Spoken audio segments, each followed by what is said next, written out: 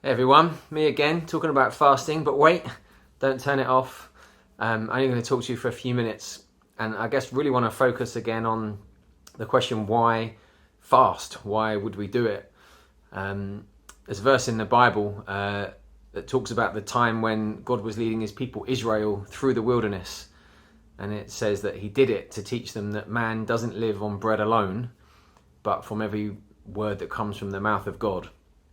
And they went on this journey for 40 years with God providing manna for them so that they'd learn this lesson. As in, it took them 40 years every day to learn this lesson that you don't live just from food. You need what comes from God, speaking into your life, into your heart, into your mind. So as we approach fasting, prayer, hearing from God, living for the Lord, I just want you to be encouraged, really. Don't be surprised if you haven't got it all sewn up yet. If you don't master it in a day of fasting by mid-morning, don't be surprised, because it's a lifelong lesson to basically learn to undo the learning that we've done already about self-reliance, and to learn to live in genuine reliance on the Lord instead. And that journey often feels like a bit of a wilderness experience. It can feel dry and thirsty and barren, and fasting can feel like that when we let go of the things that kind of prop us up and that we naturally rely on humanly, earthly ways.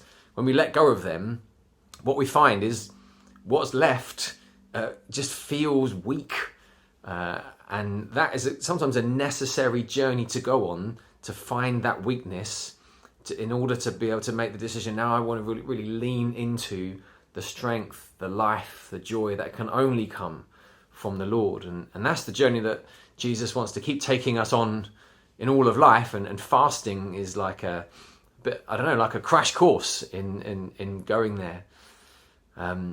So just want to encourage you to keep thinking about fasting as a way to drawing near to the Lord. It's not a way to kind of force God to answer your prayers. It's not extra brownie points. Jesus says that when we fast, we do it for our Father in heaven, so that he will see what's done in secret and he will reward us.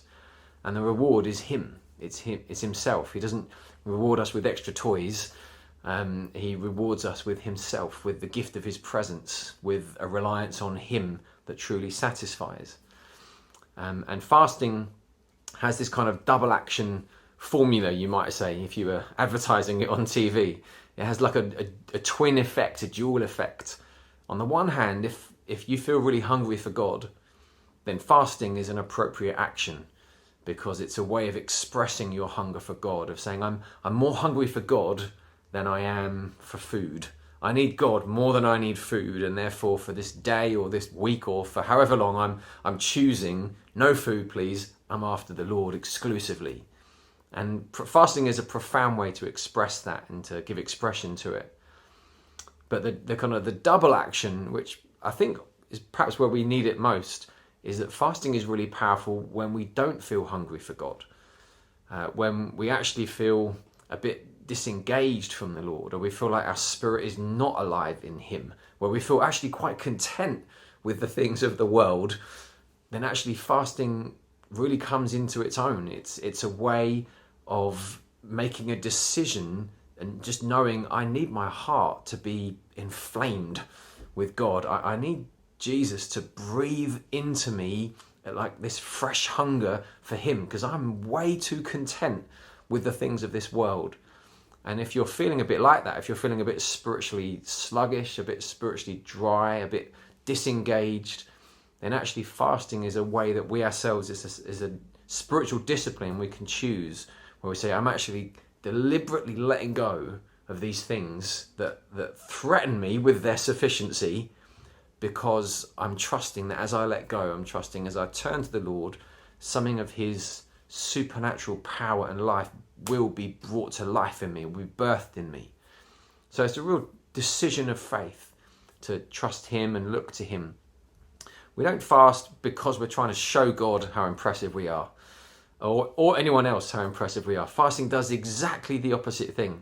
It normally reveals to us how unimpressive we are, As soon as you take away breakfast, I fall like a heap into the floor and all my spiritual vitality seems to disappear. And I come to God in my weakness and say, God, this is me, I need you. And I'm sure there's at least a few other people that have a similar experience. So I'd love to, again, just encourage you to think and pray about fasting, to make some decisions, whether you feel spiritually hungry and you want to do it to express that, or whether you feel spiritually unhungry and you want to do it to stimulate some spiritual hunger for the Lord. Make a decision right now. What is it that you could set aside? What is it that you could forego? What is it that you could give up in order to turn your attention more exclusively to the Lord and to invite a moment, an opportunity, a season for God to work profoundly in your heart and to turn you to him? I'd love to hear how it goes. I will be praying for you and us as a church as we do it this week.